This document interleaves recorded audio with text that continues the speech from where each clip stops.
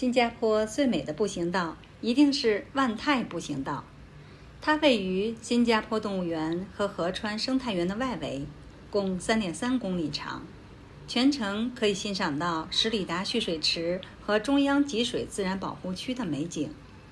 这里的视野开阔，景色优美，动植物资源非常丰富。最重要的是，这条步行道全程都很平坦，非常适合全家出行。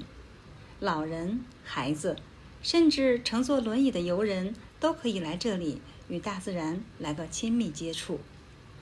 从 A 点到 B 点共2.7公里，大约需要50分钟。这里可以稍作休息，再从地点 B 到地点 C 有600米，大约需要10分钟。